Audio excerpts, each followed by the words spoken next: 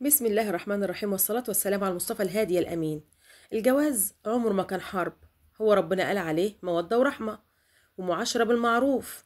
طيب والانفصال اللي هو الطلاق قال نهي عن منكر وتسريح بإحسان.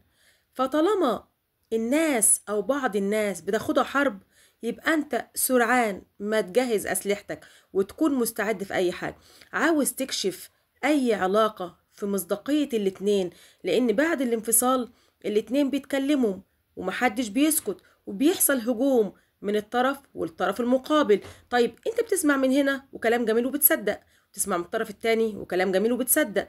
طب يا ترى مين الكذاب ومين الصادق؟ هل أول حاجة في مشاكسة بين الحق والحق؟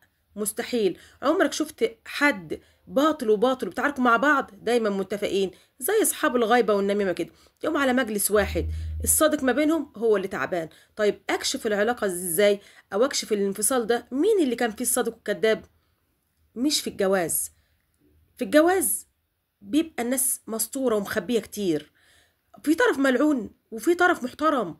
طيب انا محتارة، الواجهة حلوة والشكل اللي بره بيرفكت ما فيهوش كلام.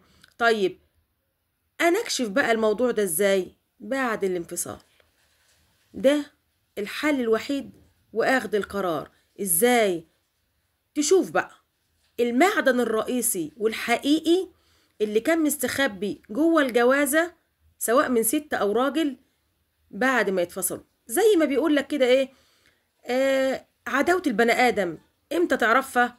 لما تتخاصموا مع بعض أو صاحبك أو صديقك. فحينما يتم الانفصال بيظهر الوجه الحقيقي اللي ما كانش باين فين؟ في الجواز. الوجه اللي كان مزيف، اللي كان جميل، اللي كان مرن، اللي كان سهل، اللي كان لين. طيب طبيعة الحال لو هو كده في الجواز، اوتوماتيك الإنسان ما بيتغيرش، الصادق صادق والكذاب كذاب. بيبان هنا المزيف من الحقيقي.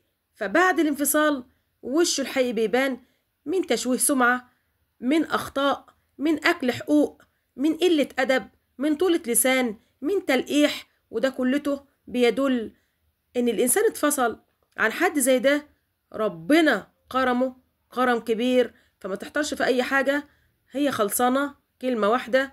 كشف العلاقات بتتم بعد الانفصال، تعرف حقيقة الاتنين، ومن هنا تقدر تحكم مين الكذاب ومين الصادق. دمتم بخير.